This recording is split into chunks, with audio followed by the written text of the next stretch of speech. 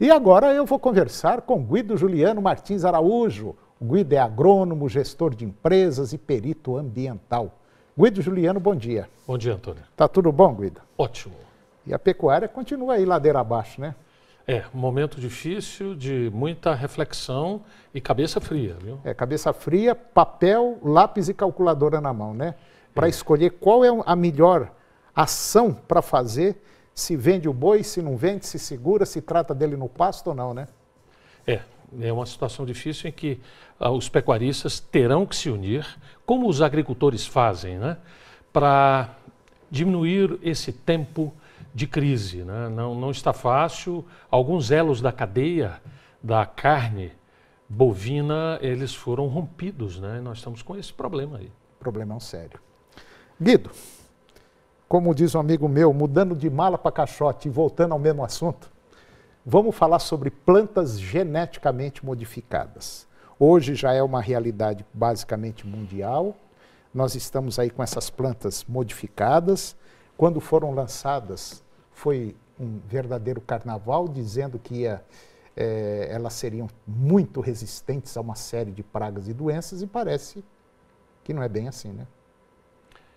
Com o passar dos anos, insetos e pragas estão se tornando resistentes, a ponto de preocupar os laboratórios por conta exatamente de que eles estão vendendo um produto que, muitas vezes, em várias regiões, o agricultor tem a sensação que não aplicou nada, que o ataque de determinadas pragas, a incidência de determinadas doenças está sendo grande, causando prejuízos bastante interessantes para o agricultor. Então, é uma situação que terá que ser revista, mas o que se nota é que saem dos laboratórios novas moléculas cada vez mais eficazes, porém não há um estudo sobre o que acontece ao redor quando você aplica produtos cada vez mais concentrados com moléculas diferentes, Antônio.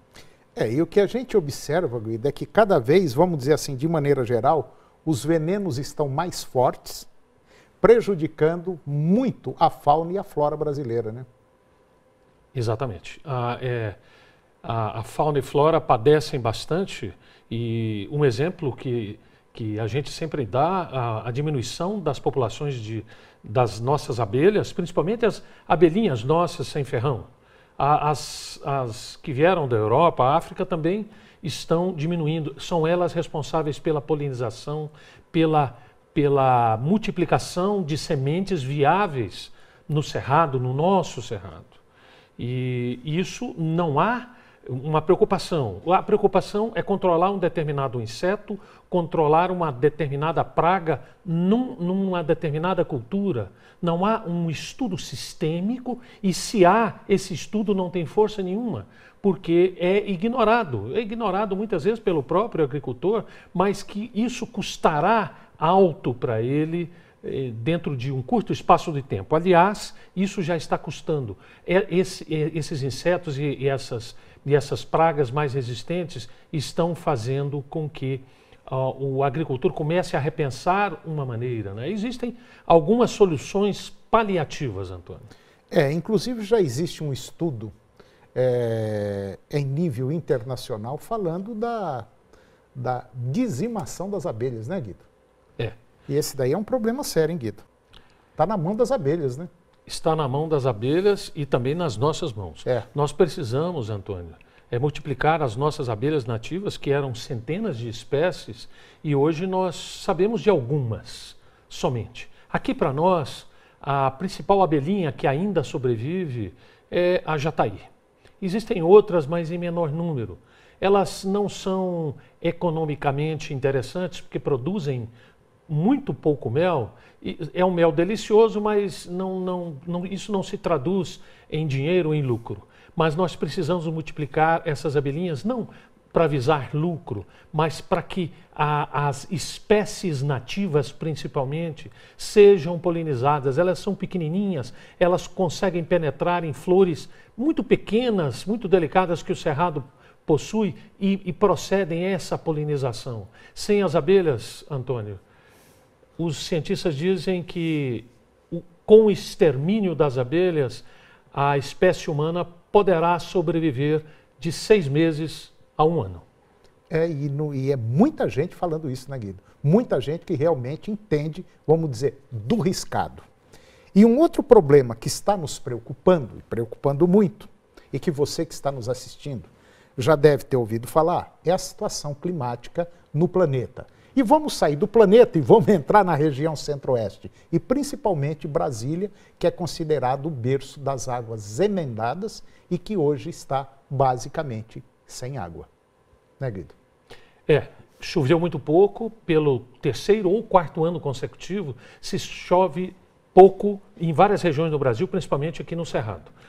Um pouco é por conta do aquecimento global, culpa do ser humano, e o outro são as mudanças climáticas, que isso naturais. Nós já dissemos que é cíclico.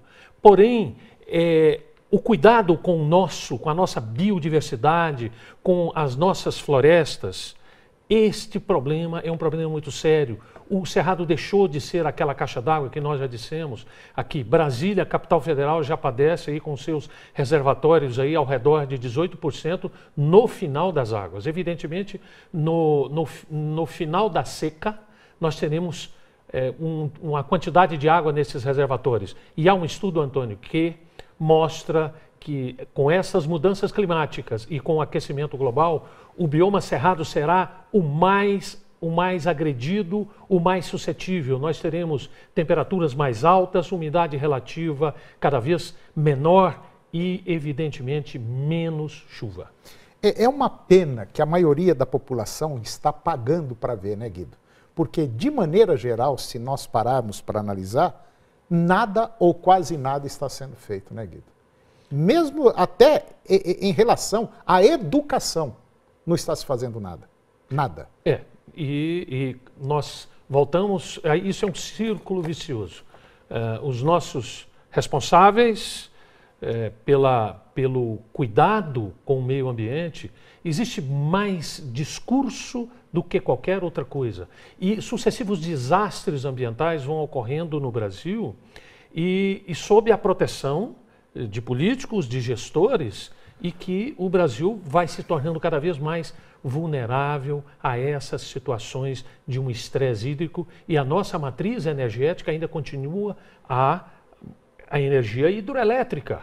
E nós teremos reservatórios cada vez com um nível mais baixo e precisamos urgentemente, além de observar o meio ambiente, fazer com que a nossa geração de energia seja outra. Vamos olhar para a energia eólica com potencial imensurado no Nordeste brasileiro. Precisamos mudar uma série de coisas, mas passa pela mudança política.